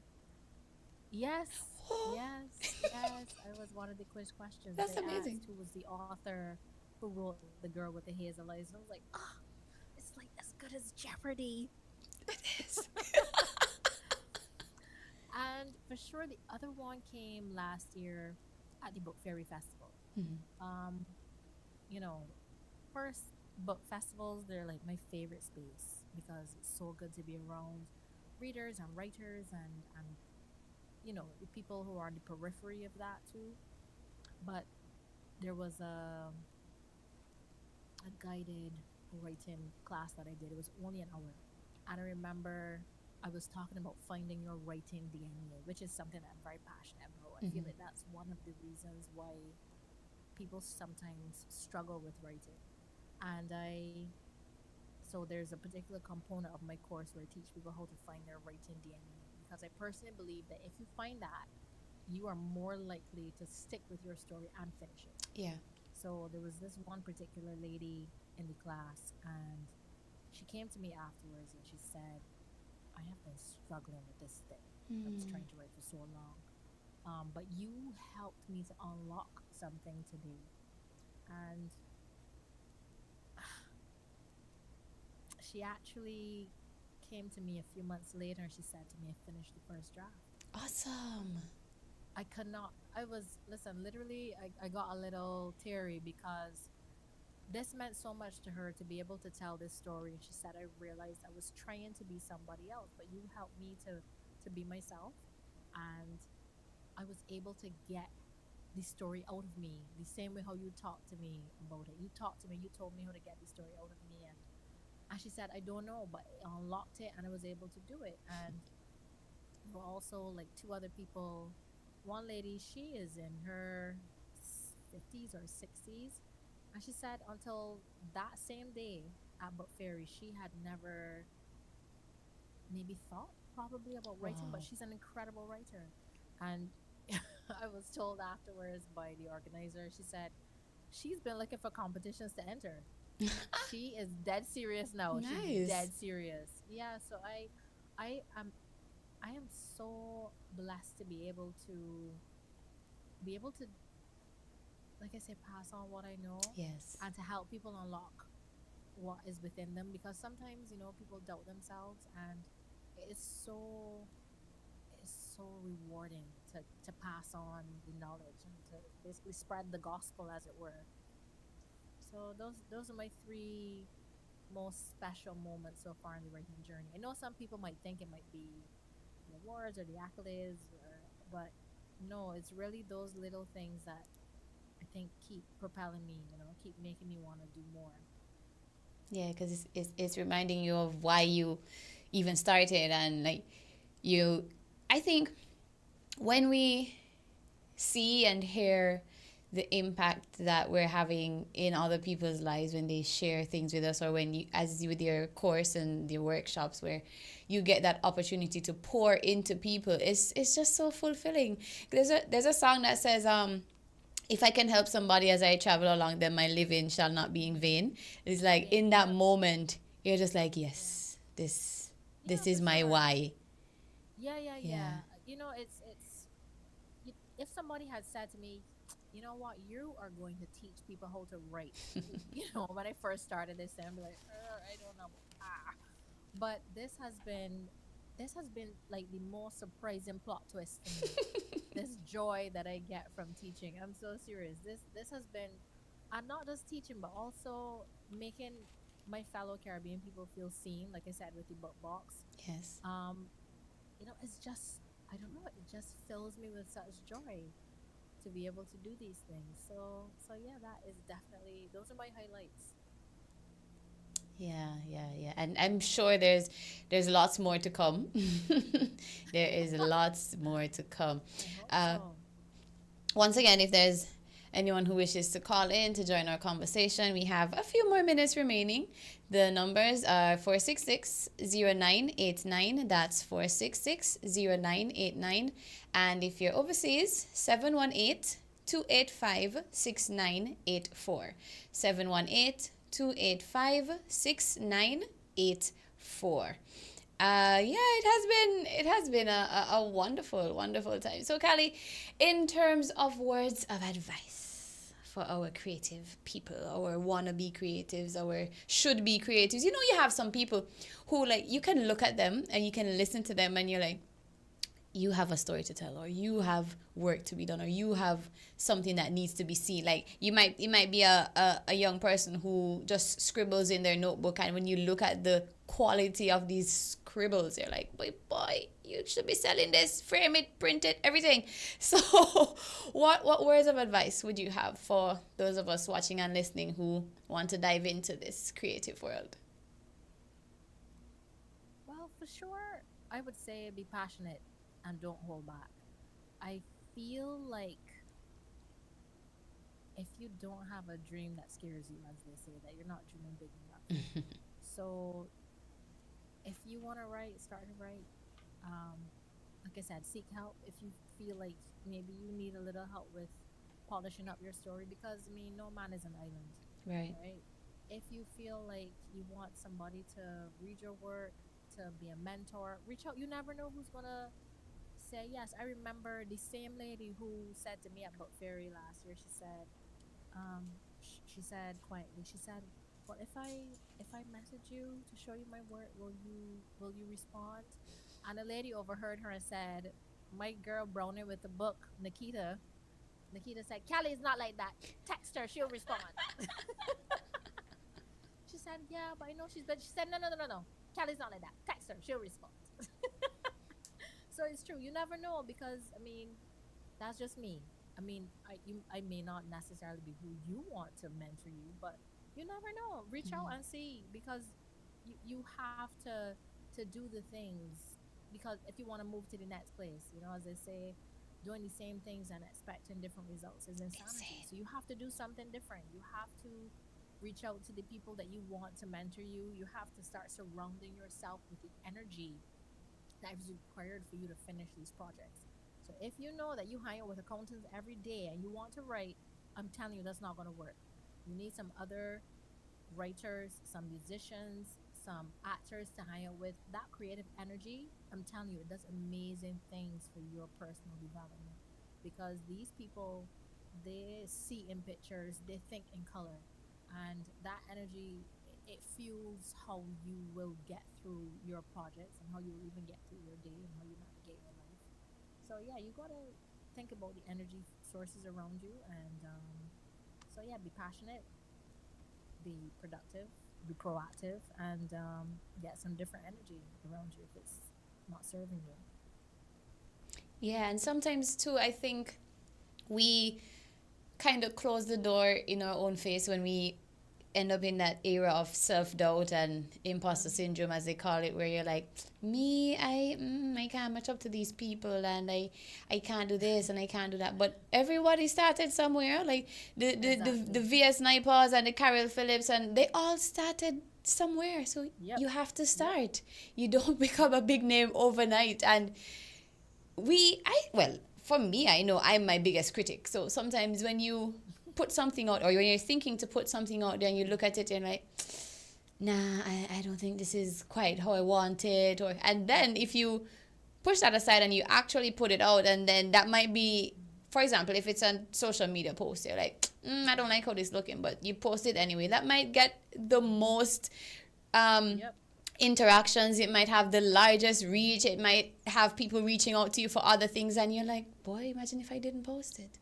So yeah, sometimes your own way with this stuff. Yeah, we are sometimes in our own heads too much.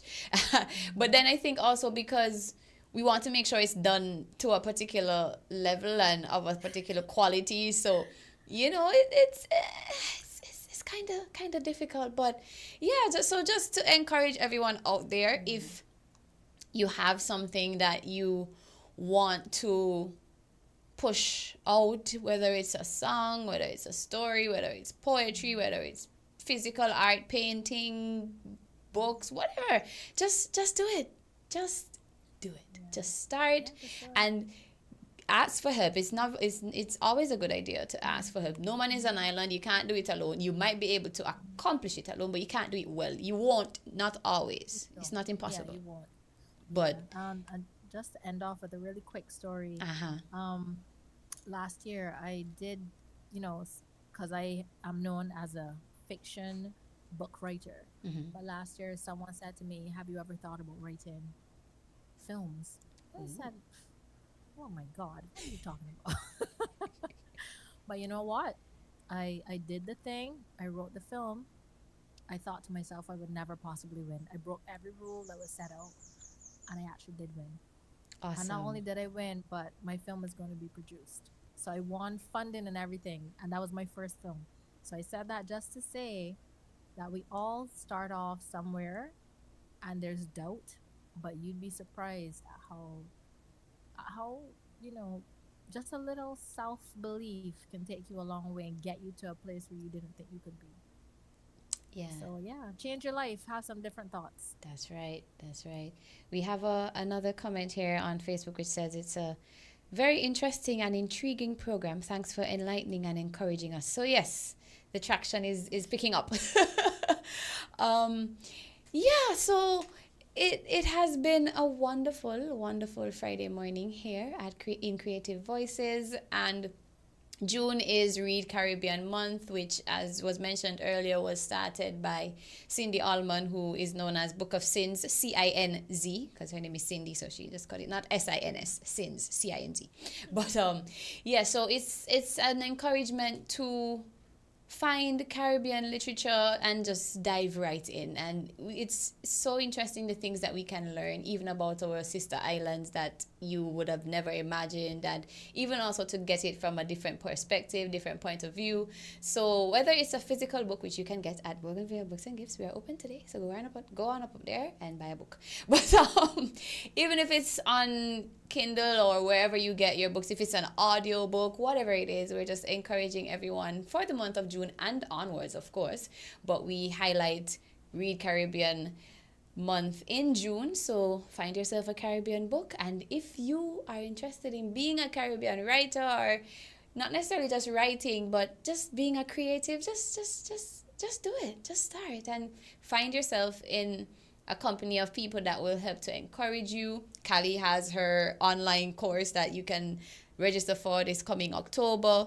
So there are so many opportunities that are available to us here in the region, and it's just for us to search for it. It's just for us to find it. And once you start, it's just a ball that's like rolling down a hill. So you might have to push it a little, but once you get that momentum and you get that movement, you can even do it in your sleep. So yeah. Any final words from you, Callie, before we go? Well, not really. I mean, I just want to say, and this isn't just because they sponsored the hour, but this is because it's true. But Bougainvillea Books and Gifts, I really do think that it should be on the tourist guide for people who visit St. Kitts, because it is without a doubt one of the most beautiful bookstores I've ever been to. It's on these amazing grounds. There's like this gorgeous banyan tree, and they have so much cool stuff. Last time I went, I bought like a crocheted necklace. I bought books. I bought like what she's wearing, but mine is like more like tangly, and it's just really cool. And I bought books. I bought pepper sauce. I bought like guava jam. Like they sell lollies and drinks. Honestly, like it's just like the most adorable book and gift store ever. Like it's literally one of my favorite bookstores in the whole wide world. So yes, and I've been to a lot of bookstores. So yes, that is a place that is executed in whimsy. I am telling you. So definitely go out and visit, and you will not be disappointed. So yeah, that's my last word. Thank you. And so yeah, we were actually featured in the Your St. Kitts Nevis magazine for this year. So we do have a little feature going on. So that's great. Thank you. Well, yeah, so we want to thank everyone for sticking and staying with us today on episode 9 of Creative Voices. It has been a wonderful morning, and we will be back on the 27th of June. So it's every other Friday. And in our episode 10, can you believe it? We're coming up on episode 10. We will have Corinne Anaya Clark, who is a young author, and her mother, Dion Baptiste Clark. And of course, we will still be in Read Caribbean Month, which is the month of June. So we'll be continuing the conversation on Caribbean literature and all things bookish. So thank you once again for everyone tuned in, for all the comments, the well wishes, the words of encouragement, those who call. Thank you, Sarah, for calling in with your question.